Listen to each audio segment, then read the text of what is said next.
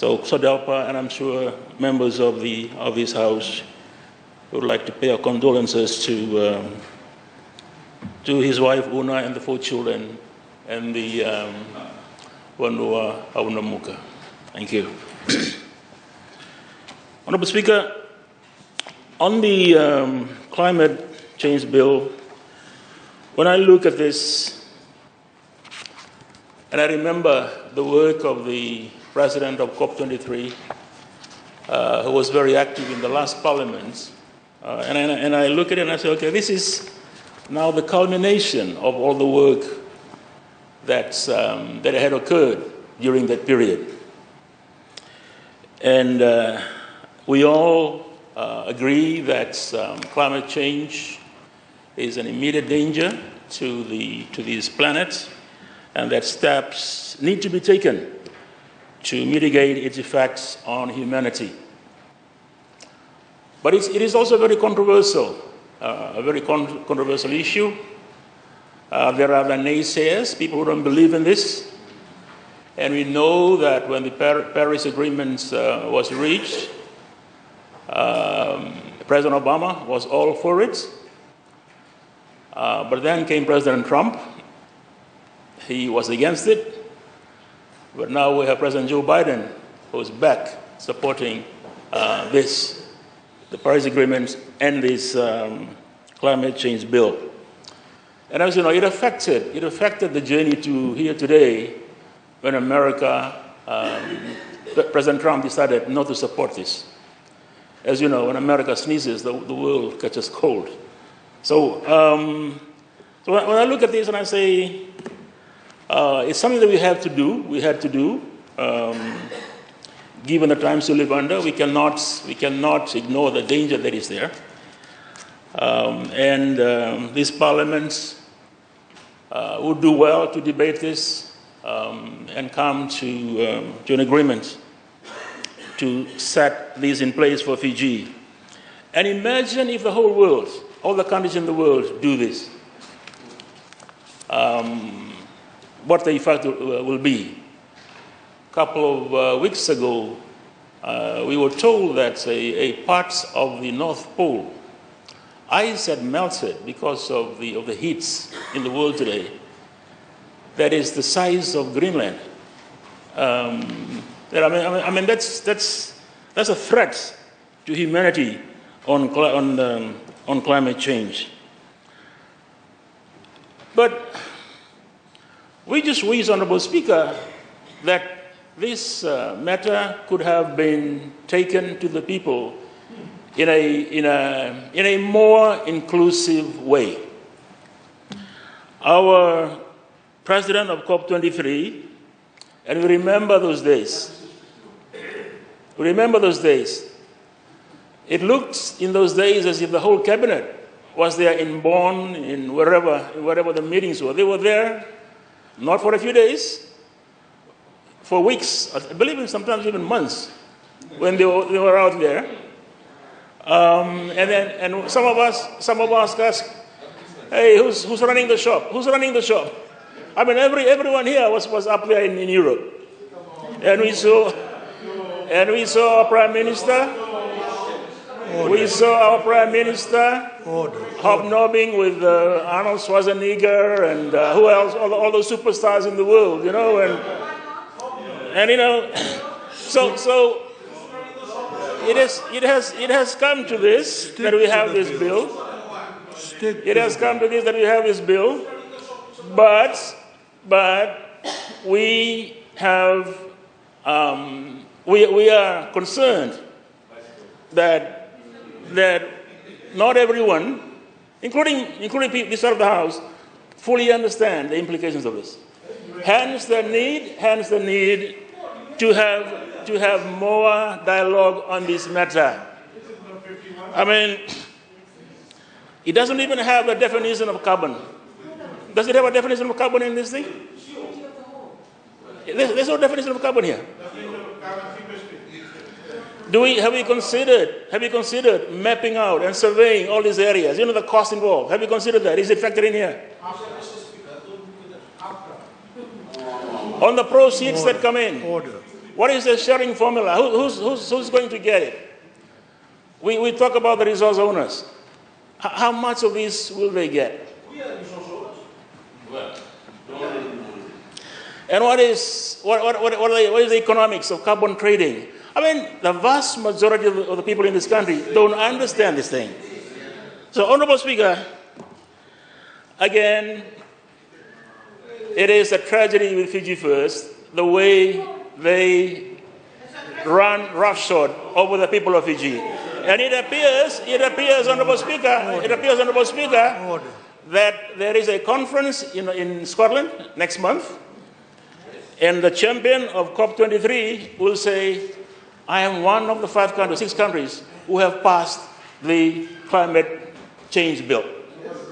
And that appears to be the motivation here.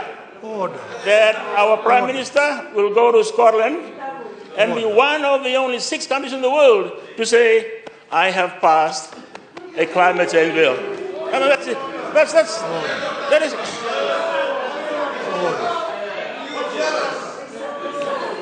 Honorable Speaker, jealousy.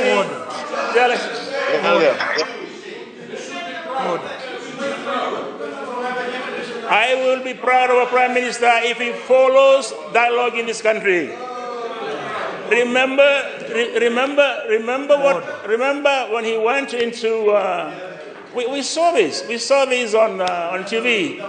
The Talanoa they took to Europe, to Bonn. And then, as you've said, Honorable Speaker, in the past, can you start a Talanoa in Fiji first, please? Let's have the Talanoa here before you go to Talanoa there. Let's have Talanoa here. As we say, order.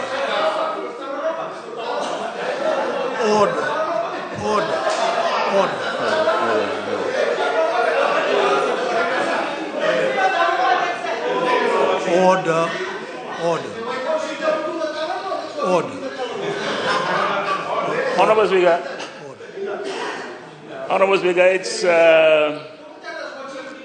when some people are set in their ways, it's you might as well be talking to the wall. But luckily, fortunately, only down the next couple of months, the people of Fiji will say, we want to change the people who will be running this country. Very soon.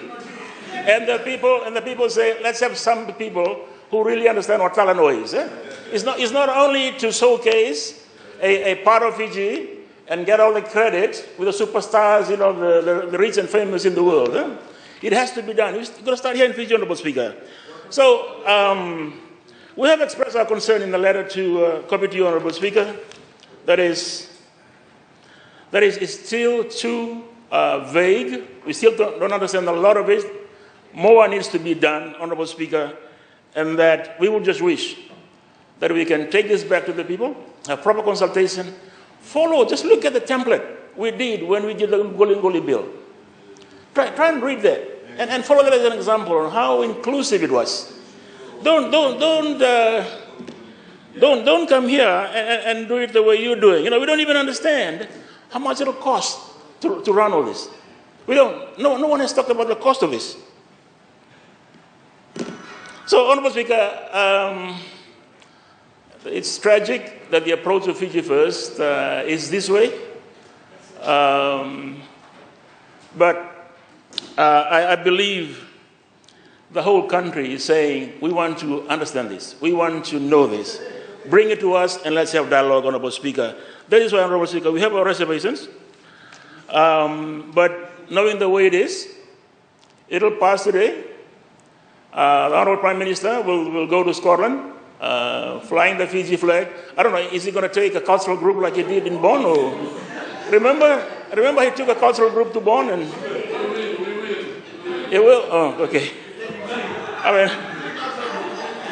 mean, they were crisscrossing the world, with COP23, Order. But Honorable Minister, please don't overdo it this time. Don't take the whole team. Somebody has got to run the shop, because you don't. We're having problems that it is the way you mess things up. So, but make sure that some people stay behind to run the show, Honourable Speaker. So, Honourable Speaker, in closing, Honourable Speaker, we don't support this bill. We know the challenges in the world today. We know that we need to do it, but it's far-reaching. It's and 40 other laws are subservient to this bill. 40 other laws.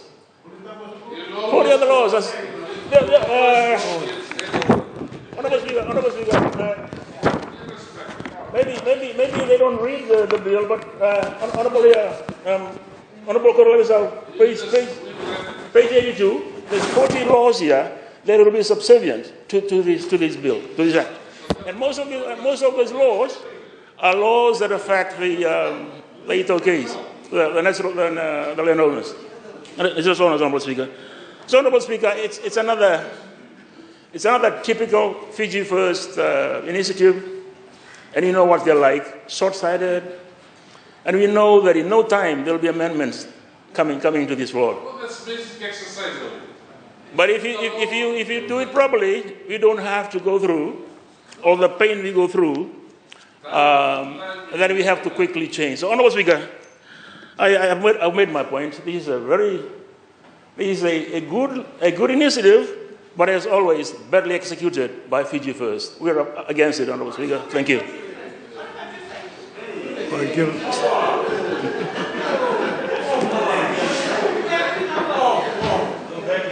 Honourable, I give the floor to the Honourable Pius Koya, Minister. Pius Koya.